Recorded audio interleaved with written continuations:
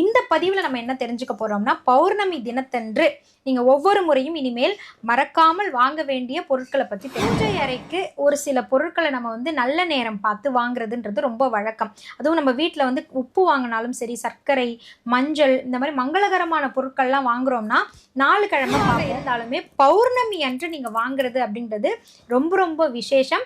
அதற்கான அந்த ஆற்றல் அப்படின்றது இன்னும் வந்து பல மடங்கு பெருகும். கணவன் மனைவிக்கு இடையே கருத்து வேறுபாடு வருது, சும்மா சும்மா சிறு சிறு சண்டைகள்லாம் வருது அப்படின்னா 2 பேரும் வரலட்சுமி விரதம் ஆகிய வெள்ளிக்கிழமை பௌர்ணமி தினம் அமைகிறது. ஸோ இந்த பௌர்ணமியை மிஸ் பண்ணிடாதீங்க.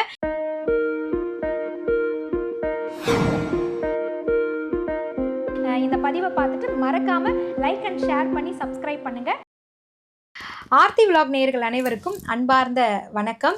ரொம்ப மகிழ்வாக இருக்குது. ஏன்னா இந்த ஆடி மாதத்தினுடைய சிறப்புகளை, எனக்கு தெரிந்த விஷயங்களை ஒவ்வொரு பதிவின் மூலமாக உங்ககிட்ட பகிர்ந்துக்கிறேன் அப்படின்னு நினைக்கும் பொழுது ரொம்ப மகிழ்வாக இருக்குது. நம்ம இப்போ பார்த்துட்ருக்கிற பதிவுகளில் மிக முக்கியமானது அப்படின்னு பார்த்தீங்கன்னா வரலட்சுமி விரதம். வரலட்சுமி விரதத்தின் கூடுதலான ஒரு சிறப்பு என்ன அப்படின்னு பார்த்தீங்கன்னா, இந்த ஆடி மாதம் நம்ம வணங்கக்கூடிய வரலட்சுமி விரதம் பௌர்ணமி அன்று வருது அப்படின்றது கூடுதல் சிறப்பு. ஸோ பௌர்ணமிக்குன்னு ஒரு தனித்துவம் இருக்குது. பௌர்ணமி அன்று வாங்க வேண்டிய பொருட்கள் அப்படின்னு ஒரு சில விஷயம் இருக்குது. இதை வந்து காலமாக நம்மளுடைய பெரியவங்க சொல்லியிருக்கக்கூடிய தத்துவம் அடங்கியிருக்கு அப்படின்றதுனால இந்த தருணத்தில் இதை நீங்கள் தெரிஞ்சுக்கோங்க. பொதுவாக பௌர்ணமி அன்று வாங்க வேண்டிய மிக முக்கியமான பொருட்கள், அதுவும் இப்போ இந்த வரலட்சுமி விரதத்தோடு சேர்ந்து வரக்கூடிய பௌர்ணமி அப்படின்றதுனால இந்த நாள் ரொம்ப ரொம்ப ஸ்பெஷல்.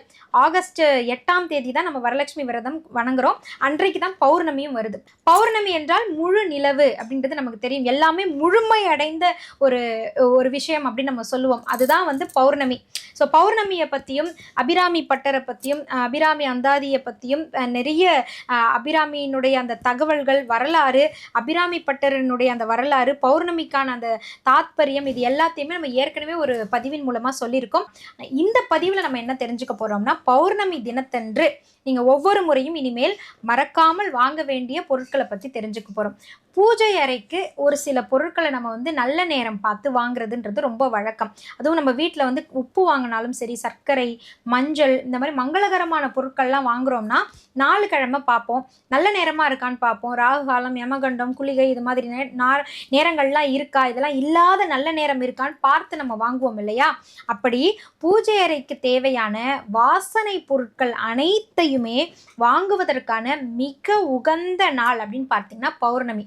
பௌர்ணமி தினத்தன்று தான் நீங்கள் உங்கள் வீட்டு பூஜை அறைக்கு தேவையான எல்லா விதமான வாசனை பொருட்கள், அது ஜவ்வாதாக இருக்கலாம், சந்தனமாக இருக்கலாம், சந்தனாதி தைலமாக இருக்கலாம், இல்லை வந்து ஊதுபத்தியாக இருக்கலாம், சாம்பிராணியாக இருக்கலாம், வாசனை தரக்கூடிய வெற்றிலை பாக்கு, மலர்களாக இருக்கலாம். இப்படி எதுவாக இருந்தாலுமே பௌர்ணமி அன்று நீங்கள் வாங்குறது அப்படின்றது ரொம்ப ரொம்ப விசேஷம். அதற்கான அந்த ஆற்றல் அப்படின்றது இன்னும் வந்து பல மடங்கு பெருகும்னு சொல்லலாம். பௌர்ணமிக்கு இன்னொரு ஆற்றலும் இன்னொரு சக்தியும் இருக்கு.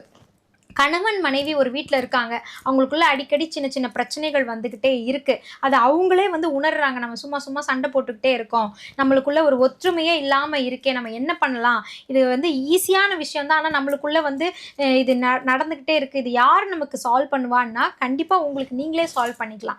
ஒரு நல்ல பௌர்ணமி நாளாக பார்த்து நீங்கள் 2 பேருமே ஏதேனும் ஒரு கடைக்கு போயிட்டு 2 பேருமே புது துணி வாங்கி போட்டுக்கோங்க. அன்னைக்கு போட்டுக்கிட்டு ஏதேனும் ஒரு கோயிலுக்கு பக்கத்தில் எந்த கோயில் இருக்கோ அந்த கோயிலுக்கு போயிட்டு வீட்டுக்கு போங்க. மனசும் வந்து உங்களுக்கு ரிலாக்ஸ் ஆகிடும். 2 பேருக்குள்ள இருக்கக்கூடிய பிரச்சனைகளுக்கான சால்வேஷன் என்ன அப்படின்றத நீங்களே பேச ஆரம்பித்து உங்களுக்குள்ள அந்த அந்யூன்யம் அப்படின்றது கூட ஆரம்பிக்கும்.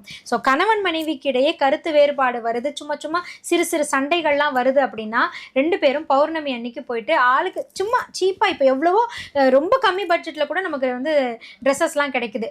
கணவனுக்கு நீங்களும் மனைவிக்கு கணவரும் வாங்கி கொடுத்து அந்த புது ட்ரெஸ்ஸை போட்டுக்கிட்டு நீங்கள் கோயிலுக்கு போயிட்டு ஒரு சின்ன அர்ச்சனையோ இல்லை பூ வாங்கி கொடுத்து சாமியை வணங்கிட்டு நீங்கள் வந்து பாருங்கள். உங்கள் மனசுக்குள்ளே ஒரு நிம்மதி வரும். அப்படியே ஒரு பீஸ்ஃபுல்லாக உணர்வீங்க. எதுக்காக நம்ம சண்டை போடுறோம்னு உங்களுக்குள்ளேயே ஒரு புரிதல் ஏற்பட்டு ஒருத்தருக்கு ஒருத்தர் பேசி சமாதானம் ஆகிடுவீங்க.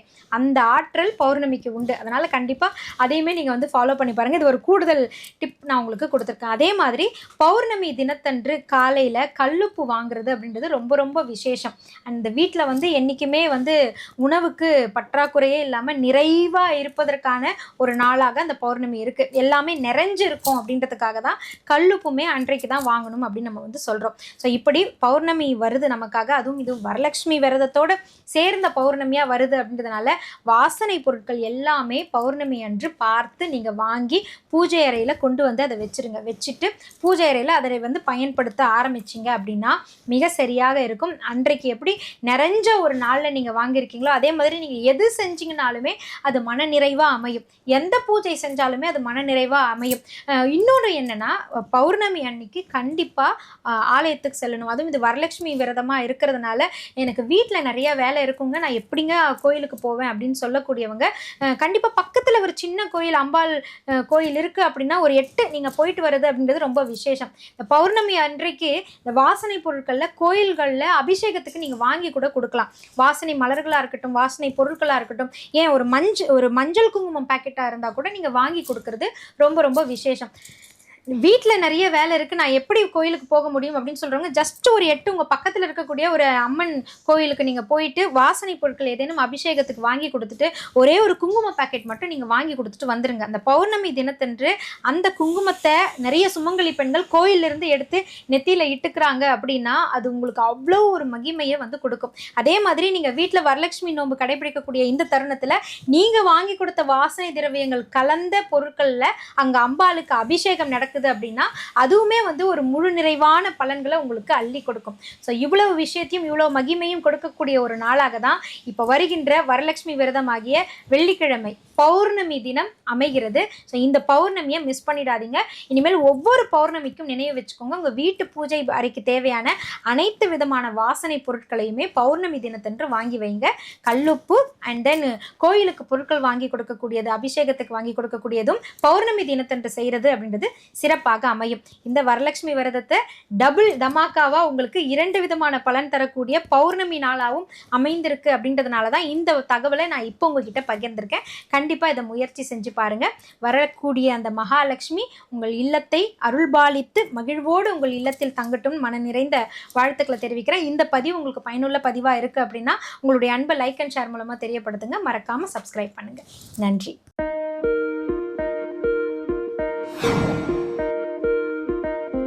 இந்த பதிவை பார்த்துட்டு மறக்காமல் லைக் அண்ட் ஷேர் பண்ணி சப்ஸ்கிரைப் பண்ணுங்கள்.